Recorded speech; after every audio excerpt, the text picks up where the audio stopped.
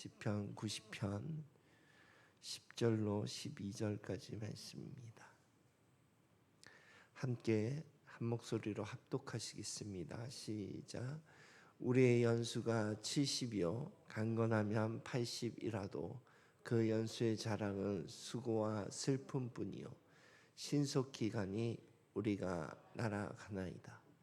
누가 주의 노여움의 능력을 알며 누가 주의 진노의 두려움을 알리이까.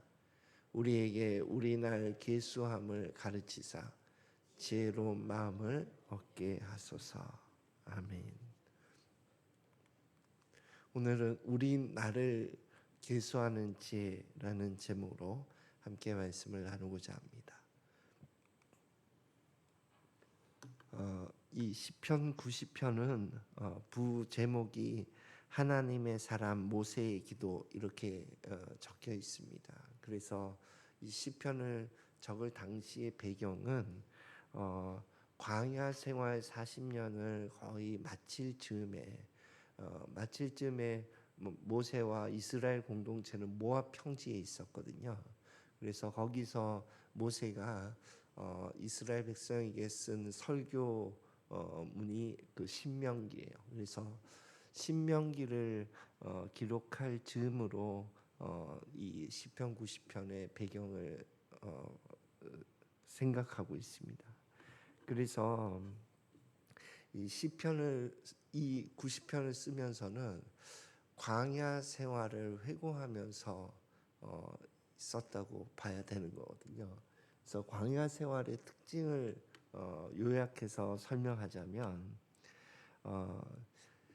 이제 가데스 바네아라고 하는 곳에서 12명의 정탐꾼을 보냈고 거기서부터 사실 하나님 원래 가졌던 계획에서부터 이탈된 거죠.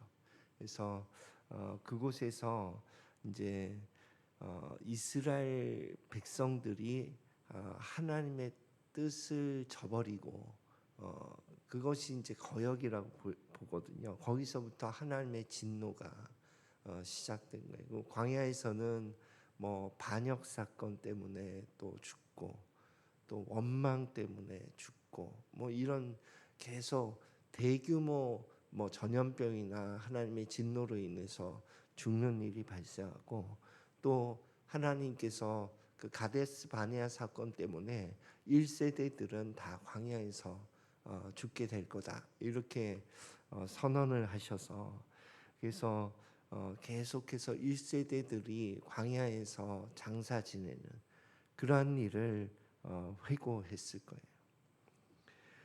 그리고 광야에서의 1세대들의 삶, 뭐 2세대도 포함해서 그 광야에서 삶은 하나님께서 내려주시는 만나 메추라기를 근근히 먹으면서 먹다 죽는 인생으로 추격할 수가 있습니다. 그래서 모세가 이 광야의 삶을 이렇게 돌이켜 보면서 하나님은 영원하시고 또 하나님이 보는 이 시간은 그 영원에서 굉장히 짧은 시간인데 그 가운데 사는 우리 인간은 참으로 유한하구나. 그것을 느끼면서 이제 시간의 관점에서 이 시편 90편을 서술하고 있습니다. 그런데 히브리 사람들이 가지고 있는 시간의 두 개념이 있어요.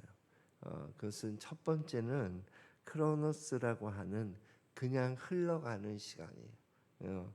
반복되는 일상이라고 이해하시면 됩니다. 그 시간이 하나 있고 또 하나의 시간은 카이로스라고 하는 시간이 있어요. 그래서 이것은 특별한 시간 이렇게 번역할 수가 있고 예를 들자면 추억과 같은 시간, 뭐 가족이 어디 여행을 가서 사진처럼 남아있는 추억과 같은 시간이 카이로스라고 볼 수가 있습니다. 그런데 시편 90편 12절에는 이와 같이 기록하고 있습니다. 함께 읽어보겠습니다. 시작. 우리에게 우리 날 계수함을 가르치사 지혜로운 마음을 얻게 하소서. 아멘.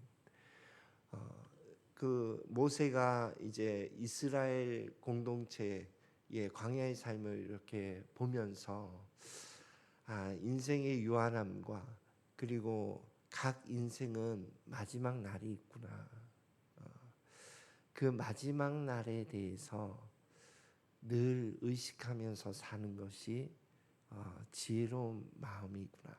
이 인생을 사는 데 있어서 지혜가 있는 그런 삶의 태도구나 하는 것을 깨달았어요. 그래서 우리 나를 계수하는 지혜를 저는 묵상하면서 세 가지로 정리를 해봤는데, 첫 번째는 하나님의 영원한 앞에서 우리 인생이 참으로 짧고 유한하다. 그것을 깨닫는 것이 첫 번째. 그래서 우리 인생의 주권이 하나님께 있음을 기억하는 거죠. 하나님 언제 부르실지 모른다는 거예요. 다 내려놓고 이제 와라 하는 그때 갈 수밖에 없는. 그래서 성경에서는 우리 성도의 삶을 나그네의 삶이라고 표현하고 있거든요.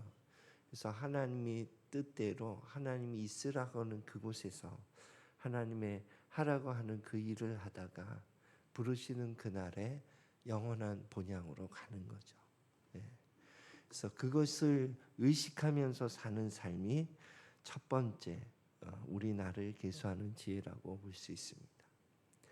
그리고 두 번째 우리 나를 계수하는 지혜는 에베소서 5장 16절에는 세월을 아껴라 때가 악하니라 이런 구절이 있는데, 이것을 원어적으로 보면 카이로스를 구원해라, 크로노스의 시간이 악하다 이렇게 해석할 수 있거든요. 그래서 크로노스의 시간을 카이로스로 구원하라 이렇게 볼 수가 있어요. 그래서 의역하자면 흘러가는 시간을 추억의 시간으로 구원하라 이렇게 해석할 수가 있습니다. 그래서 우리의 삶은 그냥 일상으로 흘러가게 두지 말고 두 가지 관점에서 시간을 구원해야 된다는 거예요. 첫 번째는 하나님과의 관계적인 관점에서 하나님과 사랑의 추억의 시간으로 구원하라는 거예요. 그것을 예를 들자면 우리의 일상의 삶 가운데는 수요 예배도 있고 새벽 예배도 있고 주일 예배도 있고 여러 예배가 있어요. 그래서 내가 영적으로 이렇게 좀 침체되어 있을 때는 정말 습관적이고 반복적인 예배가 되는 거예요. 그냥 흘러가는 시간 가운데 예배가 되는 거거든요. 그런데 그렇게 흘러가는 예배로 두지 말고 예배 가운데 하나님을 만나고 하나님과 교제하고 하는 예배가 하나님과의 추억의 시간으로 구원하라는 거예요. 그 이웃과의 관계에 있어서도 그냥 흘러가는 관계로 두지 말고 이웃과의 관계에 있어서 사랑의 마치 가족들이 어디 추억의 시간을 보냈을 때 사진처럼 이렇게 우리의 기억 속에 저장되는 것처럼 이웃과의 관계가 그런 사랑의 사건의 추억의 시간으로 구원하라는 겁니다. 그것이 우리 나를 계수하는 두 번째 지혜가 된다고 말하고 있습니다. 그리고 마지막 이제 세 번째는 우리 각 인생은 마지막 날이 있는데 그 마지막 날에 우리의 삶을 이런 시간의 관점으로 하나님 평가하실 수 있다는 거예요. 제가 가끔 이제 장례 예식 때 말씀을 전할 기회가 있어서 말씀을 나눌 때에 예화로 드는 것이 제가 아버님 소천할 때 임종을 지켜보지 못하고 그리고 이제 빈소를 찾아갔을 때에 저는 아버님과의 마지막 시기의 관계가 그렇게 좋지 않아서 아무런 감정이 없을 줄 알았어요. 그런데 그 빈소를 찾았을 때에 어렸을 때부터 아버지와 함께했던 그 추억의 시간이 사진 필름처럼 화르륵 지나가면서 눈물이 막 쏟아지더라고요. 그래서 우리 인생 가운데 남는 것이 정말 관계 가운데 추억의 시간이구나 하는 것을 그때 경험했습니다. 이와 같이 우리의 마지막 날 하나님 앞에 섰을 때에 하나님과의 그 추억의 시간, 그리고 내 주변 이웃들과의 추억의 시간이 정말 어쩌면 필름처럼 확 지나가면서 돌이켜 계수하게 될 것 같다는 마음이 들어요. 그래서 오늘 우리가 하루를 살아갈 때에 에베소서 5장 16절을 기억하면서 흘러가는 시간 가운데 하나님과의 관계와 이웃과의 관계에 있어서 카이로스의 시간으로 구원하는 그런 지혜로운 삶을 살아가기를 예수 그리스도 이름으로 축원드립니다. 기도하겠습니다. 하나님 아버지, 우리의 삶이 70 강건하면 80이라고 말씀하셨습니다.